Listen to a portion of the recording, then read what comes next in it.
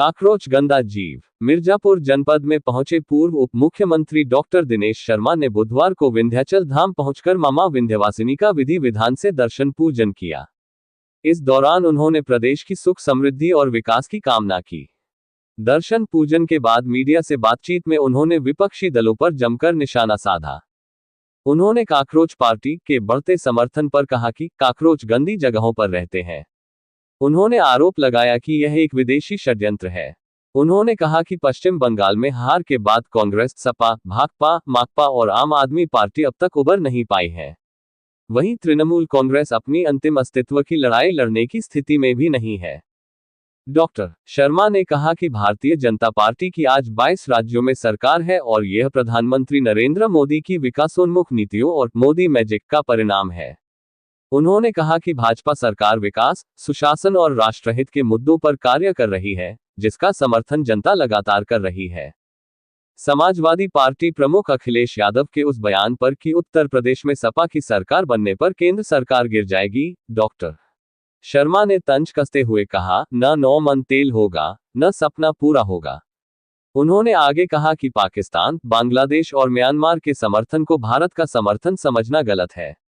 भाजपा को देश की जनता का व्यापक समर्थन प्राप्त है और आने वाले समय में भी पार्टी और अधिक मजबूती के साथ आगे बढ़ेगी। बाइट डॉक्टर दिनेश शर्मा, पूर्व उप मुख्यमंत्री, उत्तर प्रदेश।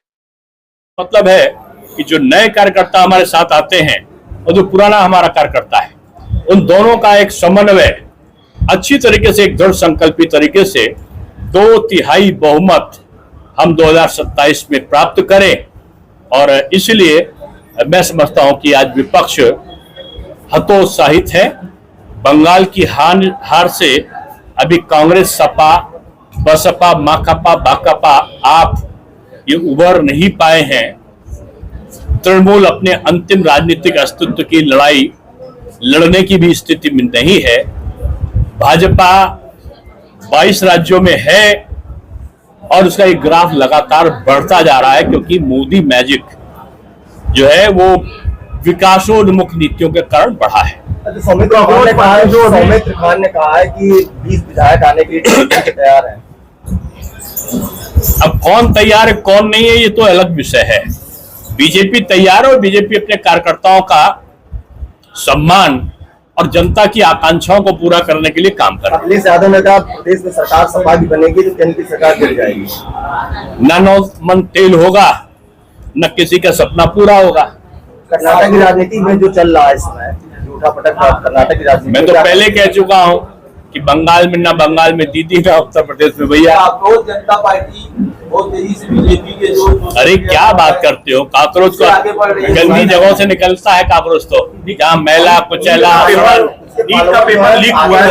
अरे पाकिस्तान, बांग्लादेश और म्यांमार वाले समर्थकों का भारत का समर्थक समझते हो क्या? ये विदेशी षड्यंत्रकारियों का एक षड्यंत्र है। वो मोदी जी को 3-4 बार गिराने का षड्यंत्र कर चुके हैं। मोदी सरकार पूरा नहीं होने वाला। आपने छन्नूलाल मिश्र के बारे में बात की, तो छन्नूलाल मिश्र का जब देहांत हुआ था उस समय उनका इलाज प्राइवेट हॉस्पिटल में चल रहा था। यहाँ के प्रिंसिपल जो है वो जाकर के गाना सुना रहे थे, लेकिन आज तक उनका इलाज सरकारी अस्पताल में नहीं हुआ था। क्या इतनी दुर्व्यवस्था है सरकारी? ऐसा नहीं है, ऐसा नहीं। उनके परिवार वाले जो चाहेंगे वही होगा।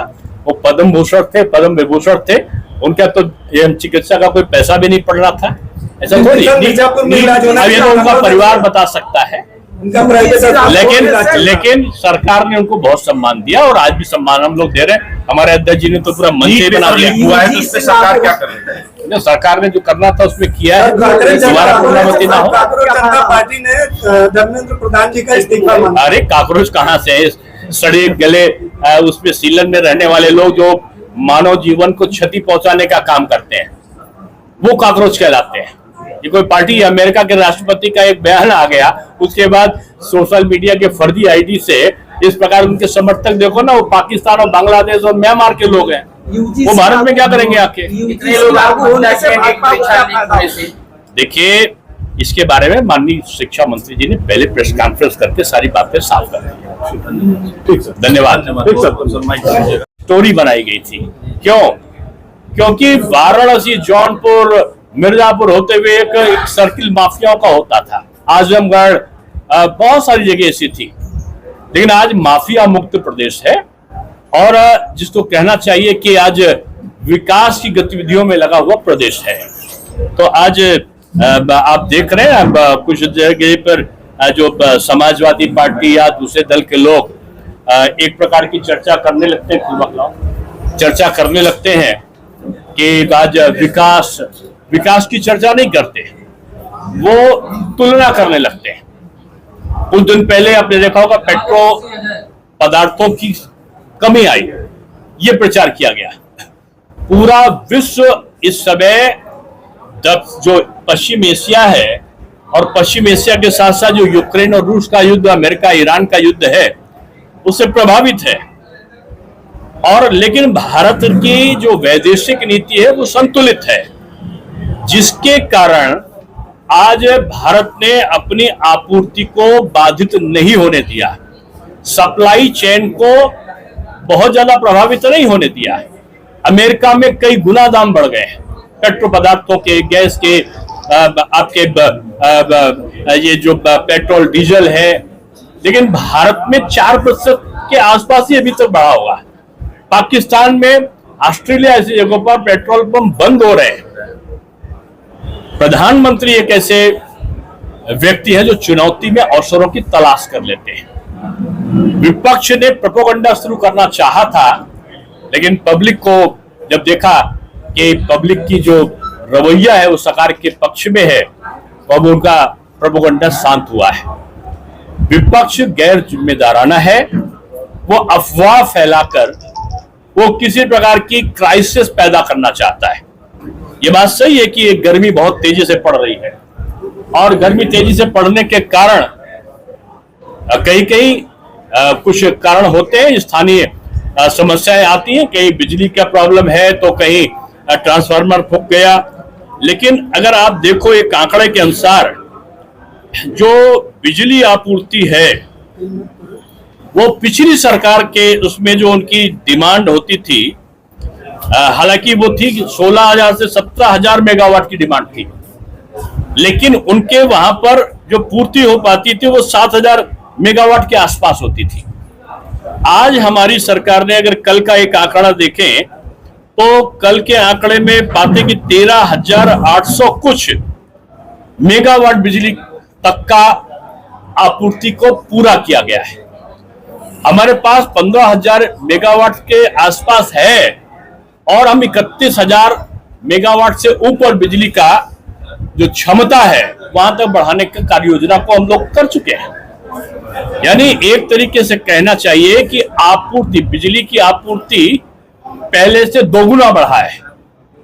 उत्पादन में भी जगह जगह पर कहीं हमने सोलर का, कहीं पर हमने जो एक वैकल्पिक ऊर्जा का नियोजन किया है और उसके कारण अगर आप देखो तो हमारी क्षमता बढ़ी है। कुछ जगहों के बिजली आपूर्ति की डिमांड के बढ़ने के कारण बाहर से भी बिजली खरीदी गई है कि यहाँ की स्थिति सामान्य रहे। पेट्रोल पदार्थ के लिए भी व्यवस्था की गई, स्टॉक रखा गया। प्रधानमंत्री ने 5 देशों की यात्रा करा। हम यह कहना चाहते हैं कि जो हमारा उत्तर प्रदेश है वो क्राइसिस मैनेजमेंट में नंबर 1 पे है। जो हमारा भारतवर्ष है वो आज विपक्ष की चुनौतियों का जहां सामना करता है वह विश्व की चुनौतियों का भी सामना करते हुए यहाँ की स्थिति को समान बनाए रखा है। इसलिए प्रधानमंत्री का जो आह्वान है उसका लोगों ने पालन किया है। के जिले में आज न केवल दर्शन लाभ का सौभाग्य मिलेगा बल्कि मिर्जापुर की इस पावन धरती पर आज जो जिनको हम कह सकते हैं कि जो संगीत सम्राट पंडित छन्नूलाल मिश्र जी, जो हिंदुस्तानी संगीत के महानतम गायक में से एक थे, उनके परिवारजन के लिए एक परिवारजन के सार्वजनिक उपयोग के लिए एक मंच हमारे नगर पालिका अध्यक्ष जी ने तैयार कराया है और उसमें विभिन्न प्रकार के कार्यक्रमों का आयोजन यहाँ पर होगा। हम सब जानते हैं कि पंडित छन्नूलाल जी एक ऐसे गायक थे जो शास्त्रीयता, लोक संवेदना, ठुमरी, चैती, भजन गायन, इन सब में उनका कोई सानी नहीं था। आज न केवल उनकी स्मृति में ये मंच बन रहा है, बल्कि ये मिर्जापुर के सारे लोगों के लिए एक ऐसा स्थान होगा जो यहाँ पर सर्वसुलभ होगा सांस्कृतिक गतिविधियों के लिए। हम जानते हैं कि योगी सरकार आने के बाद ये हमारे विंध्यवासिनी धाम का भी स्वरूप बदला है, और न केवल स्वरूप बदला है बल्कि जो विकास की अवधारणा थी, वो जो चहुमुखी विकास की अवधारणा थी पूरे प्रदेश की, उसका जो सर्वाधिक लाभ मिला है काशी, अयोध्या, मथुरा धाम, मथुरा सर्किट और माता विंध्यवासिनी धाम, ये एक पर्यटन की दृष्टि से अलौकिक स्थान बन चुके हैं। ऐसा नहीं कि इसके पहले लोग नहीं आते थे, नागरिक सुविधाओं से वंचित होकर लोग यहाँ पर आते थे, जिसके कारण पर्यटन के जो पर्यटक थे उनकी संख्या कम भी होती थी। आज जो हमारी सरकार है उसने जो विंध्यवासिनी माँ, अष्टभुजा और काली खोह मंदिरों को जोड़ने के लिए त्रिकोण परिक्रमा के लिए 200 करोड़ का जहां प्रावधान किया है, वहीं घाटों का सुंदरीकरण, प्रकाश व्यवस्था, स्वच्छता अभियान, श्रद्धालुओं के लिए स्थान, रोपवे, यातायात सुविधाएं और विंध्य धाम तीर्थ परिषद का एक प्रकार का गठन का काम भी सरकार ने किया है। सुरक्षा के लिए सीसीटीवी जहां है वहां डिजिटल सूचना प्रणाली है, बैरिकेडिंग और दर्शन की व्यवस्था है। यानी सरकार धार्मिक पर्यटन को जो प्रोत्साहन दिया है, उसे एक तरफ आस्था का सम्मान होगा, सनातनी परंपरा का सम्मान होगा, वहीं दूसरी तरफ जो धार्मिक पर्यटन होता है वो आय का बहुत बड़ा साधन बनता है। यहां से उत्तर प्रदेश से जो पहाड़ थे जब चले गए, तो पहाड़ के जाने के बाद जो हमारी पर्यटन की आय थी वो मात्र 1.5% रह गई। अब इधर जो तीर्थों का विकास हुआ है, चाहे काशी, भाई बात बाद में कर लीजिएगा, थोड़ा आप बाद में अपनी कर लीजिएगा। तीर्थों का विकास जो बढ़ा है, तो उसके कारण से काशी, अयोध्या धाम के श्रद्धालुओं की कई गुना संख्या बढ़ गई है। होटल व्यवसाय को लाभ हुआ है, जो वहां पर सड़कों का इंफ्रास्ट्रक्चर हुआ है, आम पब्लिक को लाभ हुआ है, वहां पर नौकायन और तमाम प्रकार की गतिविधियां शुरू हुई हैं, घाटों के सौंदर्यीकरण हुए, शाम की आरती शुरू हुई है, तो बहुत सारे लोग आते हैं, तो वहां के रहने वाले छोटे छोटे व्यवसायियों को भी लाभ पहुंचता है। कहीं फूल बेचने वालों को लाभ है, तो कहीं प्रसाद बेचने वालों को लाभ है, तो कहीं कपड़ों को बेचने वालों को लाभ है, विंध्यवासिनी माता के दर्शन करने आएंगे तो कहीं कालीन व्यवसाय को भी लाभ है। तो धार्मिक पर्यटन के माध्यम से जहां उत्तर प्रदेश सरकार ने सोचा है, वहीं जेवर हवाई अड्डे ऐसा या तमाम एक्सप्रेसवे वाला प्रदेश अब बन गया है, जो अपराध प्रदेश कहलाता था। आपको याद होगा मिर्जापुर फाइल ऐसी स्टोरी बनाई गई थी, क्यों?